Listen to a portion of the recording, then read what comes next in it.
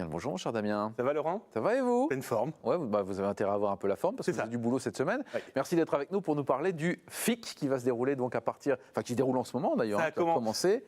Oui. Ouais, allez-y. Oui, vous avez la parole, allez-y.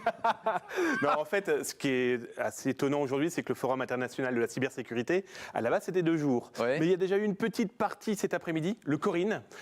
Rapidement, alors là, Ouais. ça s'adresse vraiment à des experts de très haut niveau, des experts judiciaires, des avocats, des chercheurs. Et là, ça parle des attaques du moment. Après, on a le vrai FIC, le Forum international de la cybersécurité. Pour les gens qui ont regardé le journal tout à l'heure, il y avait justement le général Angoire qui est le fondateur du FIC. Ça a 11 ans.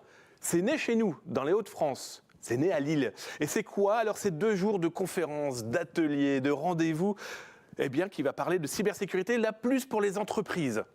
Et on en parlera tout à l'heure. Il y a une 3e partie, cette fois-ci, c'est nouveau, à Euratechnologie, qui est l'AfterFIC. Merci Damien d'être venu. Merci, vous pouvez donc y aller. Vous avez donc tout dit. Alors vous l'avez dit, effectivement, il y a une partie qui sera réservée à vous, qui êtes peut-être intéressé par justement la sécurité sur Internet. C'est vraiment le sujet du moment. Là, pour le coup, en fait, ce sont vraiment les professionnels qui viennent. Alors on parle de quoi? On retrouve des entreprises qui... Oui. Qui fabriquent des choses? Alors pour le Forum international de la cybersécurité, donc demain et après-demain, le 22 et 23, eh bien ce sont des entreprises qui viennent d'un peu partout sur la planète. Il y a 80 pays représentés. D'accord. On a des entreprises de la région. D'ailleurs, tout à l'heure, je crois que vous recevez, en tout cas dans le journal Vadesecure, qui est Absolument. une société qui s'occupe de fait. cybersécurité. Mais il y en a plein d'autres. Il y a des entités antivirus, il y a des gens qui fabriquent ce qu'on appelle des firewalls, des portes coupe-feu. Alors rapidement, c'est quoi? Il y a un vilain dans mon dos, il veut mon ordinateur, je lui mets une porte coupe-feu. Rapidement, hein. Donc là, pendant ces 2 jours-là... J'adore vos images. Je trouve ça toujours très drôle. D'imager. Non, mais c'est très bien, c'est vrai, vous avez raison. Voilà quoi. Et surtout, il y a aussi des rendez-vous très intéressants. Un exemple, il va y avoir le rendez-vous qu'on appelle Bug Bounty. Alors c'est quoi? Il y a de plus en plus de gens qui cherchent des failles sur Internet, des étudiants par exemple, des passionnés. Et donc pendant 2 jours, alors c'est une société qui s'appelle Yes We Hack qui propose de chercher des failles pour certaines ONG. C'est gratuit et ça permet de montrer que on n'arrête pas de parler des hackers, hein, les white hats, les chapeaux blancs, les gentils. Eh bien, pendant ces 2 jours-là, ils pourront aider des ONG. Alors, on a cette partie-là. Après, on a aussi la partie, on va dire, un petit peu jeu. Alors, on appelle ça, ce sont des ethical hacking, des challenges de piratage éthique. C'est quoi? C'est 500 personnes, des étudiants, des professionnels, vous, Laurent, par exemple, qui allez... Même moi, je suis capable. Ben, on l'a fait l'année dernière, si vous vous souvenez bien. Et donc, du coup, c'est pendant 4 heures, eh bien, ils se mettent dans la peau d'un cyberlimier, d'un cyberpolicier pour retrouver des traces de pirates. Qu'est-ce qui ressort en général de ce FIC? Ce qui ressort, en tout cas, de mon point de vue, c'est énormément de rencontres. On rencontre des gens qu'on peut voir de temps en temps sur les internets, mais aussi des échanges, des nouveautés, des nouveaux produits.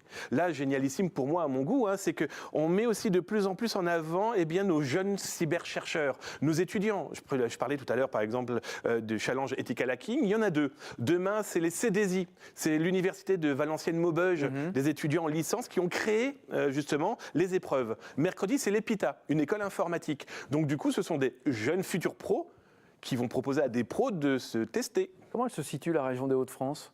À la pointe? Bah pour moi, ce qui est génialissime, c'est qu'en plus, cette semaine, on montre que la France, les Hauts-de-France, et Lille, on est devenu le centre du monde, au moins pour toute cette semaine, de la cybersécurité. Et il faut être très honnête, hein, on prend Euratechnologie par exemple, on a des pôles comme ça, aussi à Valenciennes, des pôles où la sécurité informatique rentre de plus en plus dans les mœurs de tout le monde, et ça c'est génial. Alors vous l'avez dit Damien, le FIC, le forum est réservé aux professionnels, mais néanmoins, jeudi, vous allez pouvoir participer à une journée particulière. Oui, je trouve ça aussi très très bien parce qu'on a vu, il y avait surtout un gros nœud de professionnels.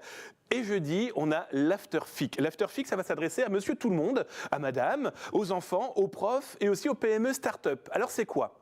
Tout l'après-midi, de 9h à 17h, d'abord le matin plus facilement pour les PME, les start-up, où on va leur parler cybersécurité. Ça va leur parler de pourquoi il est très important de respecter la loi, par exemple, sur les données de vos clients. On va parler des pirates. On va parler aussi de que font-ils de ces bases de données. Petit exemple, la semaine dernière, des pirates informatiques ont diffusé une bagatelle, 900 millions de logins et de mots de passe comme ça balancés sur les web, sur les internets, pardon, et c'est plutôt gênant. Donc le matin, lors de cet AfterFIC à Euratechnologie, eh bien on va pouvoir parler de ça. Et l'après-midi, c'est plus pour tous les utilisateurs des réseaux sociaux, des internets, c'est apprendre à bien utiliser un outil phénoménal. Et quoi de mieux que d'aller à Euratechnologie pour faire ça, et c'est gratuit. Donc Euratechnologie, on rappelle, c'est un endroit où il y a tout un tas de startups qui travaillent effectivement là-dessus. là-dessus. On vous rassure, hein, ça va être très accessible. Hein. Oui, alors ce qui est très bien, c'est que jeudi... On ne comprend rien avec ce qu'il nous raconte, mais là, on va comprendre. Bah déjà, vous pouvez venir me voir. Hein. Tapez-moi sur l'épaule et je vous dirai. Appelez Laurent Dereau, il vous dira tout. D'accord. Allez voir. Ouais, Damien non, Mancal. jeudi, c'est génial, c'est que c'est vraiment accessible à tout le monde. C'est ça le but. Et donc l'idée, les gens qui ont des questions, qui ont envie de découvrir, et peut-être, voire même peut-être des lycéens, des étudiants qui se disent, tiens, métier d'avenir, oui, venez. Très bien. Le fixe est donc en ce moment, tout au long de cette semaine, on en parle encore finalement dans les infos avec Guillaume Desplanques. Un petit mot sur votre site internet zatas.com. De quoi parle-t-on en ce moment? Là, je parle de ces millions de mails que les internautes reçoivent où on leur dit, je vous ai vu tout nu, je vous ai vu sur un site internet, je vous ai filmé avec votre caméra. Comme le serpent, ils font confiance, mais payez sinon je diffuse tout. Évidemment. Non, pas d'inquiétude et j'explique pourquoi il ne faut pas s'inquiéter, et bien sur le blog. Zatas.com pour retrouver toutes les infos et discuter avec notre camarade Damien Mancal qui vient nous rejoindre tous les 15 jours. Vous avez du boulot là, mon petit? C'est pas mal, un peu de vitamine et c'est parti. Un peu de vitamine, vous avez du boulot. Merci d'être venu et donc rendez-vous là 15 jours. Avec plaisir.